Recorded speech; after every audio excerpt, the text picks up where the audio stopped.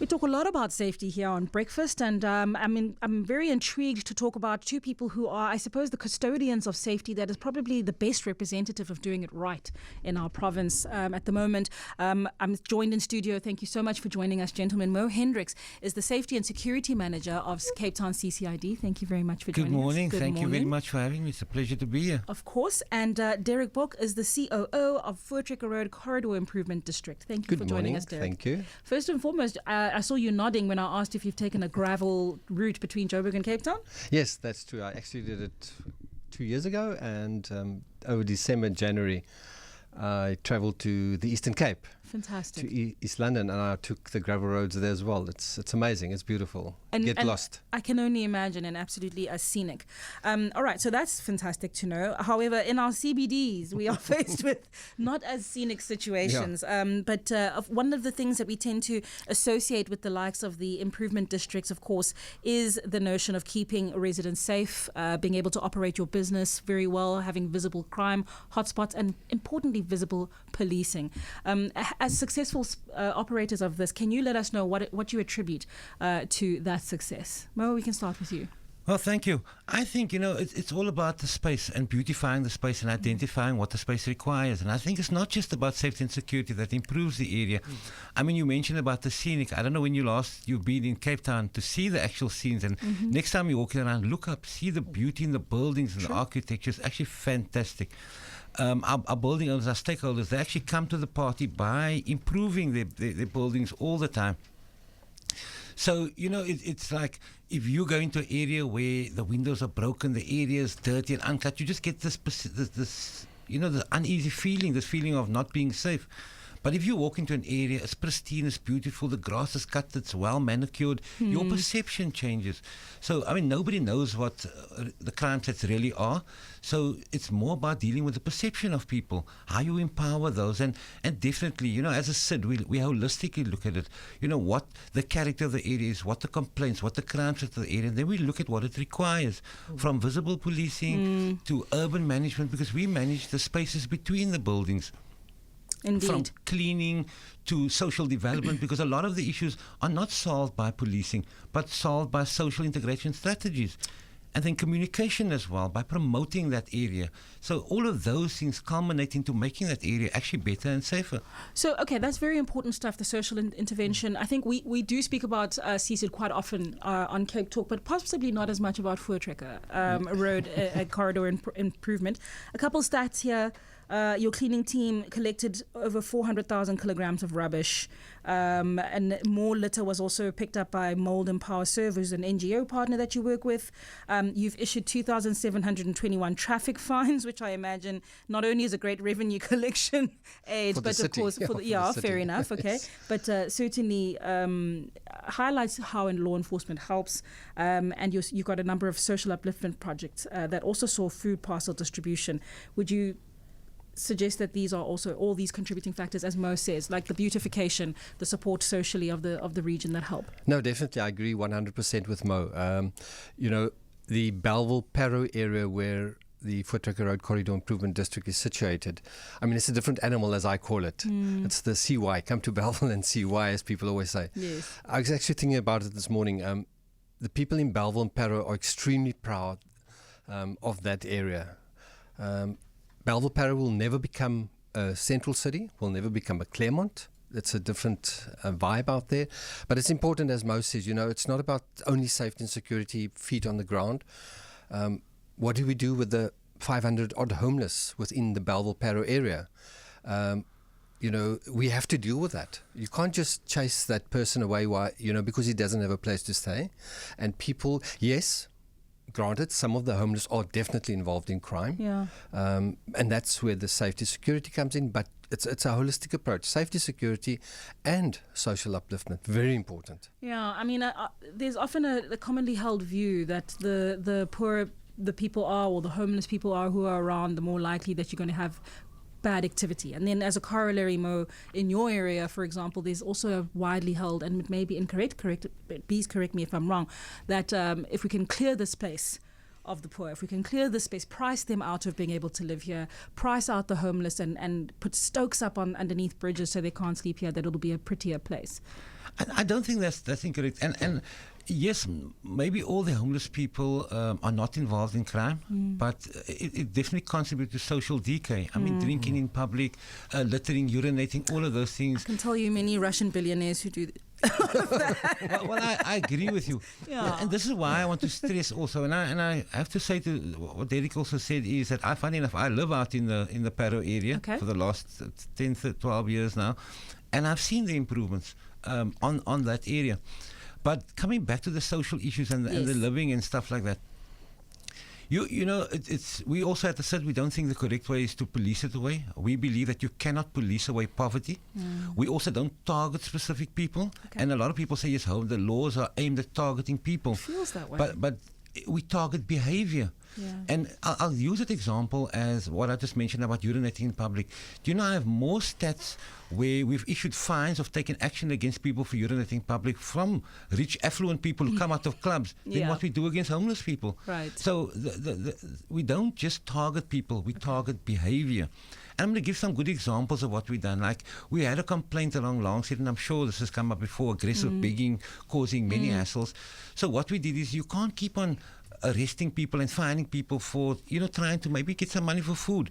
So what we did is, myself and a guy from, I think he's regular on your show as well, Ed from Fork Restaurant, we pounded the streets. We walked. We went to every business along the street, Ed and myself. And we said, come on, guys, let's do something. We collected money. The CID contributes a substantial amount towards it as well. And it's about 29 businesses now that all contribute towards actually giving these guys a job. So we took the 8 repeat offenders who were the biggest problem. We actually give them a job. But it's not just a job. We actually work through an NGO who has expertise in this. So they counsel them. They train them. They try and reintegrate them back into society, get them off the streets, get them into shelters. And then, so these guys come out every day.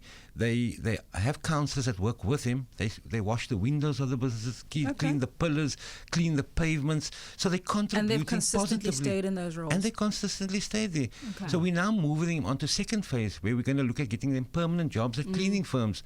So that will open the door for 8 new people to join that project, and also getting them into shelters and into first and second phase accommodation.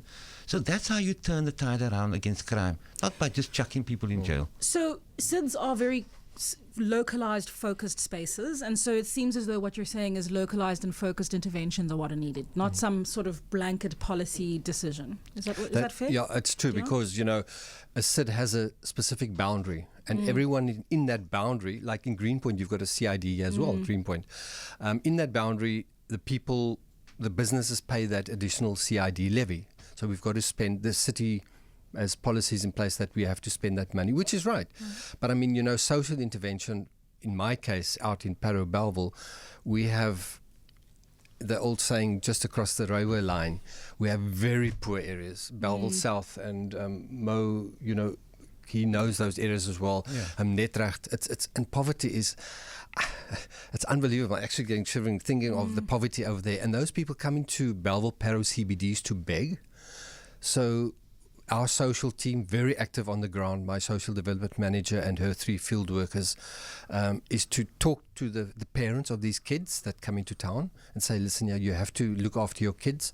They have to go to school. I mean, my CID is we're actually transporting kids from that area to Salesians around the corner on a daily basis, because those kids are in my area. Either we do that or they will beg in my area. So it's a whole system, and we work very close in cooperation with the City of Cape Town, with their social workers. Very important. And I think I have to mention this, and Mo will agree with me, is many people out there think that CIDs are our savior.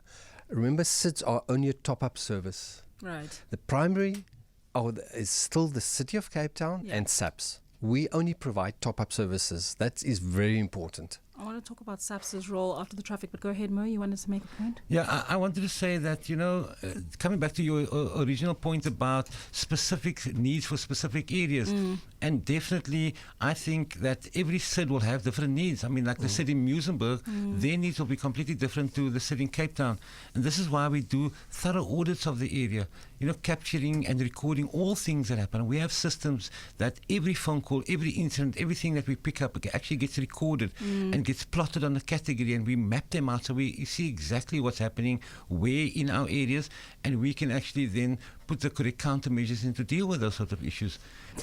First of all, some wonderful news, wonderful messages coming through from you. Please continue to send your messages and questions. A WhatsApp here from Dave Bryant, ward councillor, saying Mo and his team do superb work and we have a fantastic working relationship with them on many projects. These partnerships are essential for CBDs to thrive. Most definitely. I mean, I can vouch for that. I actually sit on his ward forum as well. So we decide, he takes our input into where the money should be spent, which I think is fantastic. So it's actually going where it's needed. Right. I mean, the city is my biggest partner. I work with the law enforcement. I work with Cape Town Tourism. I work with the social department, many departments within the city itself. They are our biggest partner. I mean, a simple example is like Cape Town Tourism. Instead of, becoming victims of crime, we actually go out and we focus on the tourism and how we can improve the safety on tourism. I did presentations to Airbnb, the company, and all the hosts. So the host actually can educate the people that stay in their buildings. I've met with tour operators that bring tours to the city, and we educate them so they train the tourists on how not to become victims of crime. So this is very important insofar as you were saying before the break, Derek, that it's just a top. I don't know which of you said it was a top of service, right? So it comes down to the city first and foremost. I'd be very curious to hear from you. I mean, since I started at the station, that's one of the biggest things when we speak about safety that our listeners care about is what about the tourists?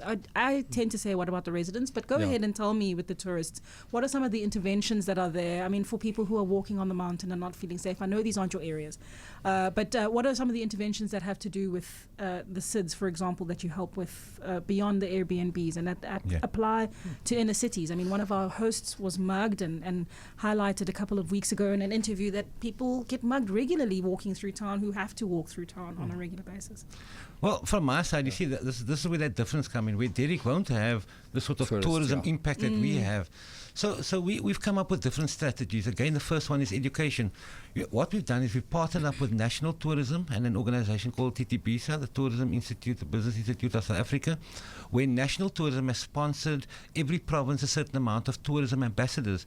I put up my hand big time. I said, give me whatever you can. They've given me 20. I was hoping for 200. And we just say, I'll take any manpower I can get, and I'll partner with whoever's willing to do something. We've taken those people, those 20 students.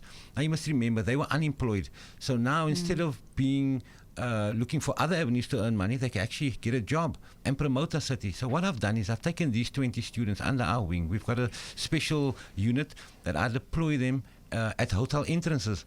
So as the tourists leave, they are there to promote the city because they went on a month-long tourism course, intense course. And they promote the city, spots like Table Mountain, spots like the waterfront, wherever in the CBD. And then they also educate them on crime. Be careful. Don't flash your gold chain or camera. Be careful. The big one. Or don't be caught up in the ATM fraud scam. You don't need a permit to walk in our streets.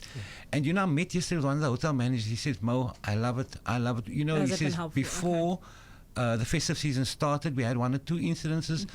During our whole festive season, not one guest complained about anything. And I love these guys. Don't take it away. The good thing is, so not only did we create jobs, but we also prevented crime without having more policemen. Right. Then the second thing is we have visible presence. I deploy 100 public safety officers every single day in the CBD. The city as my partner. We contract 20 law enforcement. So we have powers to enforce. And when you concentrate on those small laws and you try and inculcate a culture of law abidance, you minimize the big laws. If you're too scared to commit a small offense, there's no way you're even going to think of committing a bigger offense. I just want to ask Derek, do you have some kind of similar law enforcement available in Voortrekker? Yeah, we have. Once again, it's paid for by all the CCIDs in Cape Town, or the SIDS in Cape Town. I don't have the budget that Mo and them have because although we huge. I mean, it's Bellville and Parow CBD. We only started in 2012. Okay. My budget in 5 years' time will be what Mo and them have today. Gotcha. And we don't want to burden the taxpayer more because I think we're all paying too much tax. But yes, we have our own law enforcement officers that basically the SID pays for, or the ratepayers pay for. And we've also got a very good working relationship with Paro SAPs and Bellville SAPs. Do the ratepayers include residents? Or is it all In my business? area, would it's have only to. commercial. Okay. So Same the- in the city? No. In our Okay. every property Sorry. owner will Yeah. pays a levy, but Okay. there is a discount for residents. So Gotcha. if you're a resident in the CBD, you won't pay the same levy as a commercial property owner. I have a question for you from a listener. Hugh is asking, hi Refilwe, I stay in the Paro area. This is for you specifically, Derek, I suppose. I'm not sure if this is maybe related. The number of homeless in our neighborhood has markedly increased the last few months, and subsequently the crime increased. By cleaning up Voortrekker corridor, I feel the homeless people have now fanned out to outer lying areas. Do you think that's fair? Look, that's an age-old statement, argument, and I don't think any CID, and I'm saying this as a person, can argue against that. That Yeah. people, if they feel pressure in a certain area, criminals, they move to an area where they don't feel that pressure. I know of our homeless have moved across the R300 to Kuils River, for example. Sure. By us it is, you can't live on the streets. It's unsafe. That's the first thing. Right. But we will offer you a job. We will take you in right now. Either we'll take you home if you can't go home. I mean, What kind of jobs are available? we work through MESS, is that Mold Empower Serve. It's an NGO in our area Okay. where the SID actually subsidizes Right. jobs. It's menial jobs. It's cleaning the streets, picking up litter. But at least you know what? You work for 4 hours a day and you get paid for it. But you also have to go through a program via MESS is on occupational therapy. And let's get you an ID, let's get you a SASSA card if you qualify for a social grant. Okay. Where does your family stay? Actually, we do this on a regular basis with MESS. Is people come down for jobs, they get scammed and dropped at Bellville Station, which is sad. Pay from the Eastern Cape, from Northern Cape, is, you know what, wait here at Bellville Station. Someone's going to pick you up. Mr. X will pick you up and give you a job. And then the mom, usually woman, and babies sit there, and it's dangerous in that area.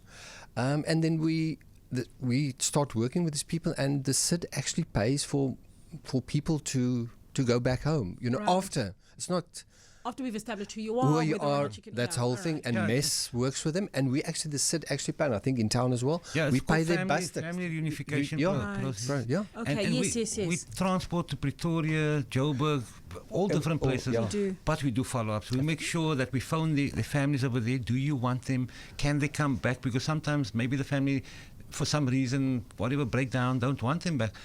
I'll never forget a case where we found a young boy in Cape Town. Our teams, social teams, helped track his parents down. His mother cried. She hasn't seen her son in like 6 or 7 years. She thought he had died. Please send my son back to me. That was so heartwarming. And wow. What about, so these are displacement issues. And what about people, I mean, we won't, I'm tempted to discuss the refugees, but I know that's not quite your area. All right? Mo? No. I think that's a little bit of a Baba pay grade. Correct. But I want and to. it's a different issue considering that's a displacement from a different country. There are all kinds of political things there.